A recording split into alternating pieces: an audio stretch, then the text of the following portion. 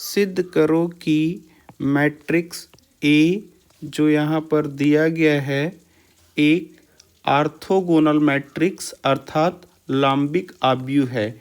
ये question BT UP 2023 में 2 marks का आया है। ठीक है, तो क्या परिभाषा होती है ऑर्थोगोनल मैट्रिक्स की या लाम्बिक आव्यूह की? तो परिभाषा कुछ इस प्रकार है कि मैट्रिक्स ए में जब उसके ट्रांसपोज मैट्रिक्स अर्थात उसके परिवर्त आव्यूह का गुणा करते हैं तो जो रिजल्ट आता है वो आइडेंटिटी मैट्रिक्स के बराबर आ जाए। यदि ऐसा होता है तो जो मैट्रिक्स ए है उसे हम कहेंगे ऑर्थोगोनल मैट्रिक्स या फिर लाम्बिक आव्यूह। तो ये कंडीशन है आपकी ऑर्थोगोनल मैट्रिक्स की। ठीक है, तो हमारे पास यहाँ पर ए दिया हुआ है, हम जैसे कि आप देख रहे हैं यहाँ पर ए दिया हुआ है, हम ए ट्रांसपोज निकालेंगे यानी परिवर्त आव्यूह और दोनों का गुणा करेंगे और देखेंगे कि अगर आइडेंटिटी मैट्रिक्स के बराबर आ गया अर्थात ए ऑर्थोगोनल मैट्रिक्स है। ठीक है, तो हम ए को यहाँ से पहले कॉपी कर लेते हैं। जस्ट अ सेकेंड, ये ए है। Okay, this is A, so let me copy and paste it here. So this is ए। उसके बाद हम ए ट्रांसपोज निकालेंगे अर्थात ए का परिवर्त आव्यूह ए ट्रांसपोज कुछ इस प्रकार से। तो किस प्रकार से परिवर्त आव्यूह निकालते हैं आई होप आपको आता होगा, राइट। तो ट्रांसपोज निकालने के लिए जो रो होती है उसे कॉलम में बदल देते हैं और जो कॉलम होती है उसे रो में बदल देते हैं। तो यहाँ पर 1 2 3 ये फर्स्ट रो है, तो यहाँ पर ए ट्रांसपोज में फर्स्ट कॉलम बनेगा। तो 1 2 2 1 2 2। ठीक इसी प्रकार से यहाँ पर 2 1 -2 जो सेकेंड रो है यहाँ पर सेकेंड कॉलम बनेगा, राइट। तो ये हो गया 2 1 -2। और ठीक इसी प्रकार से ये जो तीसरी रो है -2 2 -1 वो यहाँ पर परिवर्त आव्यूह में तीसरा कॉलम बनेगा, राइट। तो ये हो गया -2 2 और -1। ओके फाइन, ये मैं हाइलाइटर रिमूव कर देता हूँ, जस्ट अ सेकेंड, राइट। तो हमारे पास ए भी है, ए ट्रांसपोज भी है। अब हमें क्या फाइंड आउट करना है, इनका गुणा। ये जो इक्वेशन यहाँ पर दी गई है A into A transpose equal to I, तो अब हम ए इंटू ए ट्रांसपोज करते हैं, ए इंटू ए ट्रांसपोज। अगर ए इंटू ए ट्रांसपोज करेंगे तो यहाँ देखिए ए है, मैं यहाँ से ये कॉपी कर लेता हूँ, राइट। सो ये ए है, so just let me copy A. So please wait, this is A. तो ए कॉपी कर लिया मैंने, राइट। उसके बाद आप देखेंगे हमारे पास क्या है, उसके बाद ए ट्रांसपोज। अगर आप ए ट्रांसपोज देखेंगे तो हमारे पास यहाँ पर ए ट्रांसपोज है, राइट। तो मैं इसे कॉपी कर लेता हूँ, just a second, this is A transpose. Late me copy and paste it here. So this is A transpose, right? Just a second. तो this is equal to ये देखिए ये 1/3 एक नंबर है और ये भी 1/3 एक नंबर है। तो नंबर का गुणा आपस में कर दिया जाएगा, 1/3 इंटू 1/3 ये 1/9 हो जाएगा, राइट, 1/9।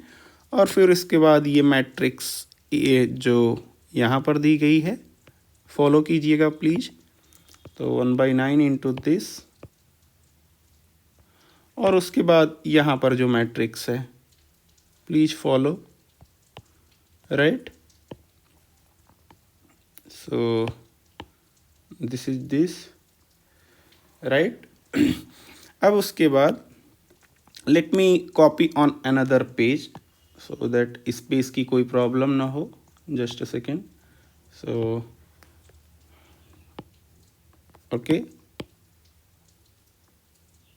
जो हमने कॉपी किया है वो ध्यान दें, हमने क्या कॉपी किया है, A into A prime, A into A prime के ही इक्वल है ये, राइट, यानी ए इंटू ए ट्रांसपोज के, सो ए इंटू ए ट्रांसपोज, राइट। सो अब मैट्रिक्स मल्टीप्लिकेशन आई होप आपको आता होगा। ये हो गया 1/9, ये 3/3 की मैट्रिक्स है, ये 3/3 की मैट्रिक्स है, ये भी 3/3 की मैट्रिक्स है, तो जो रिजल्ट आएगा वो भी 3/3 का आएगा, राइट। तो यहाँ पे जो पहला एलिमेंट होगा, फॉर एग्जांपल C11, वो फर्स्ट रो, ये 1 ये बताता है कि फर्स्ट रो और ये फर्स्ट कॉलम के गुणा करने से आएगा करस्पॉन्डिंग एलिमेंट का, और उनको ऐड कर देंगे, राइट। तो जस्ट अ सेकेंड, ये 1 का गुणा इस 1 के साथ होगा, तो 1 इंटू 1 ये 1 हो गया, प्लस उसके बाद ये 2 इंटू 2 ये 4 हो गया, प्लस उसके बाद ये उसके बाद ये 2 इंटू 2 वंस अगेन ये 4 हो गया। ये तो ये फर्स्ट एलिमेंट कंप्लीट हो गया।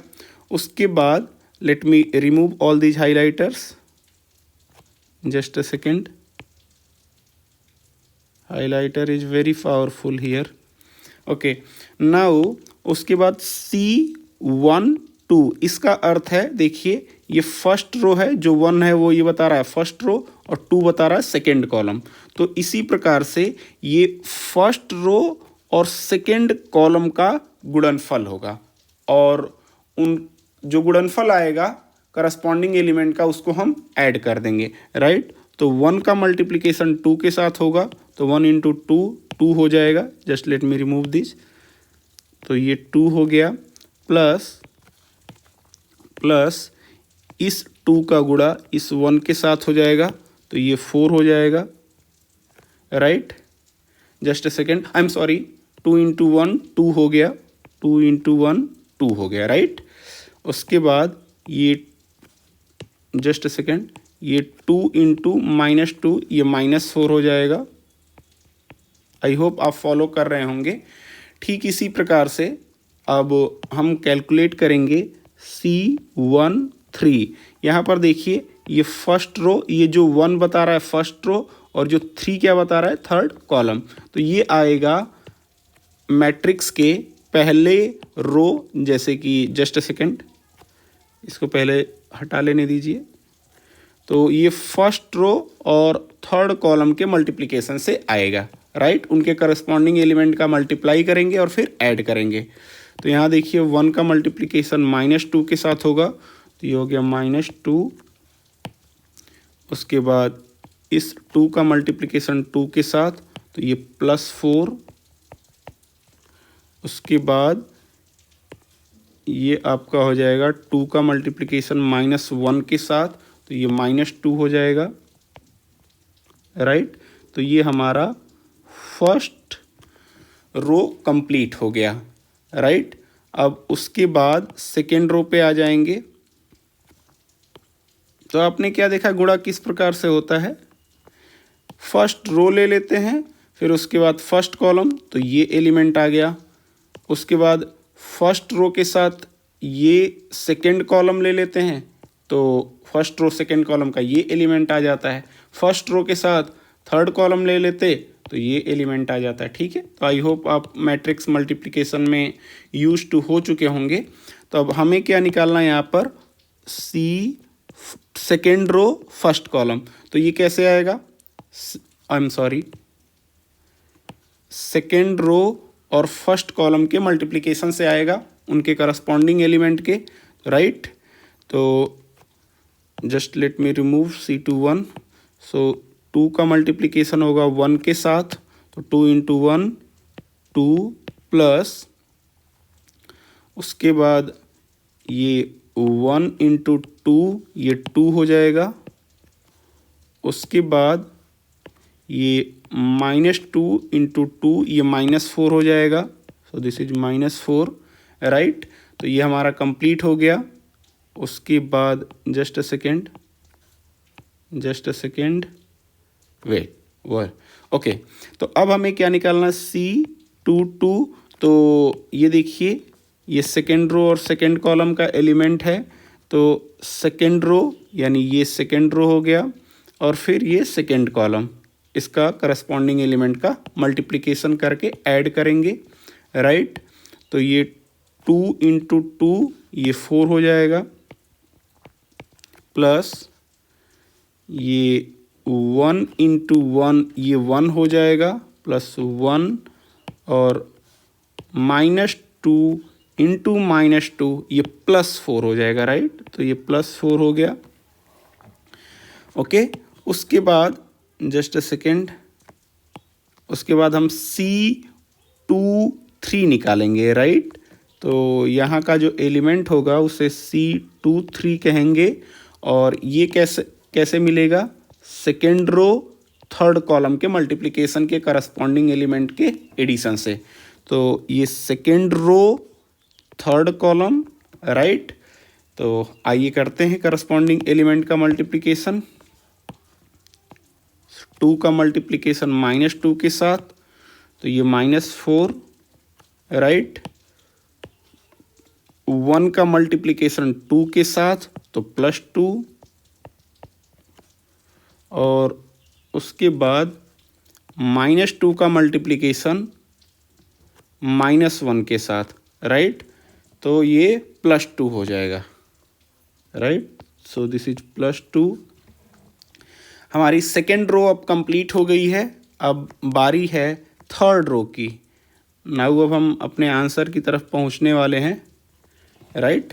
तो यहाँ पर जो होगा C31, C31 का अर्थ है ये थर्ड रो होगी और ये फर्स्ट कॉलम का मल्टीप्लिकेशन, और उसको ऐड कर देंगे, राइट। तो आइए अब हम अपने आंसर की तरफ पहुंचने वाले हैं। -2 इंटू 1, तो ये -2 हो जाएगा, राइट।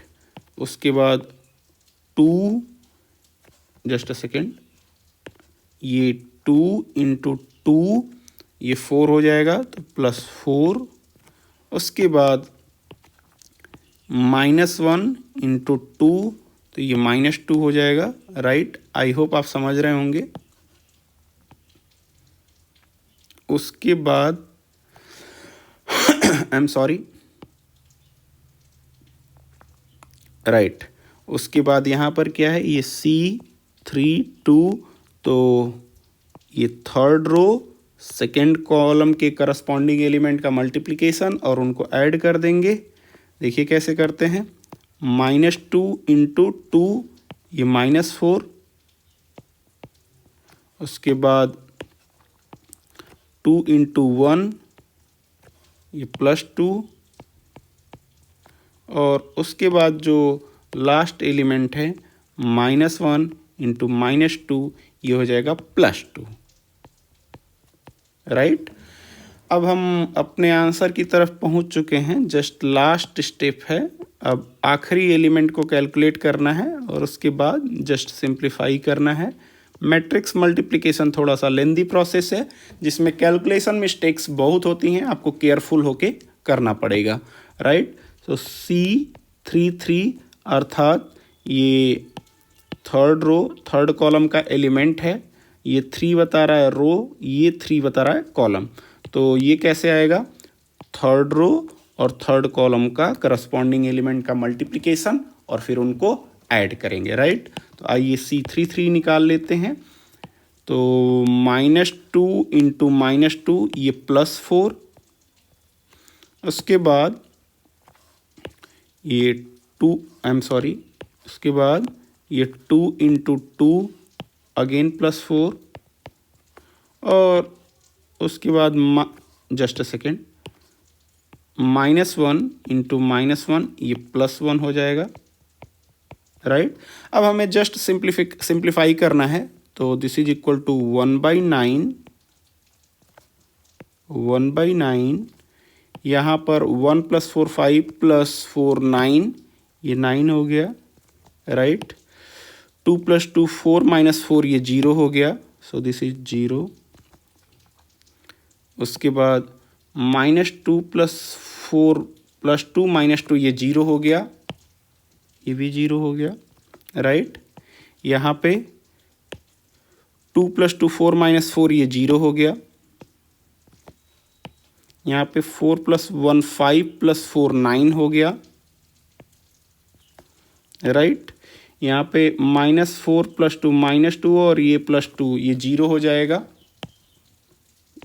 राइट। उसके बाद -2 + 4 -2 ये वंस अगेन 0 हो गया, राइट। -4 + 4 ये 0 हो जाएगा, राइट। और यहाँ पर 4 + 4 8 + 1 9 हो गया, राइट, राइट। अब हम यहाँ पर A × A' निकाल रहे हैं, यानी A × A ट्रांसपोज। अब देखिए ये जो मैट्रिक्स के बाहर नंबर है 1/9, अब ये हर एक एलिमेंट के साथ गुणा होगा। तो जब 0 के साथ गुणा होगा 1/9 का तो 0 ही हो जाएगा, राइट। तो बाकी एलिमेंट 0 हो जाएंगे जो 0 हैं। और जब 9 में जस्ट अ सेकेंड, जब 9 में 1/9 का गुणा करेंगे, ये जो बाहर नंबर है तो ये 1 हो जाएगा, राइट। तो जो डायगोनल एलिमेंट हैं ये वाले, जस्ट अ सेकेंड, ये जो डायगोनल एलिमेंट हैं ये 1 हो जाएंगे, बाकी 0 में किसी भी नंबर का गुणा करें तो वो 0 हो जाएंगे। तो 9 × 1/9 ये 1 हो जाएगा, ठीक है। आई होप आपको पता होगा जब कोई भी नंबर मैट्रिक्स में मल्टीप्लाई होता है तो सभी एलिमेंट के साथ मल्टीप्लाई होता है, जितने एलिमेंट होते हैं, राइट। तो इसके बाद 1/9 का गुणा कर देंगे तो हमारे पास आ जाएगा 1 0 0 0 1 0 0 0 1। तो ये क्या है, यही आपका क्या कहलाता है, आइडेंटिटी मैट्रिक्स, राइट। यहाँ पर जो मैट्रिक्स है वो क्या कहलाती है, आइडेंटिटी मैट्रिक्स, राइट। तो since A × A' is equal to identity matrix, therefore जो A इज इक्वल टू, एक कैसा मैट्रिक्स है, A is orthogonal matrix. A को क्या कहेंगे, ऑर्थोगोनल मैट्रिक्स, राइट। या फिर कहेंगे लाम्बिक आव्यूह, राइट। या फिर कहेंगे जस्ट अ सेकेंड, यहाँ पर मैंने लिखा है तो जस्ट मैं उसको कॉपी कर लेता हूँ। मेरे पास यहाँ लिखा हुआ है, जस्ट अ सेकेंड, यहाँ पर लिखा हुआ है, राइट। जस्ट अ सेकेंड, ये हमारे पास ऑलरेडी लिखा हुआ है, क्या कहते हैं इसको, लाम्बिक आव्यूह, राइट। तो अगर हमने ये प्रूफ कर दिया कि, क्या हमने प्रूफ किया है कि अगर A × A transpose identity matrix आ जाए तो मैट्रिक्स जो एक है वो ऑर्थोगोनल मैट्रिक्स कहलाएगा। तो हमने ये सिद्ध कर दिया, ठीक है। आप मुझे कमेंट करके कृपया इसका फॉर्मूला बताएं कि A इन्वर्स का क्या फार्मूला होता है, राइट। A इन्वर्स का क्या फार्मूला होता है। Thank you.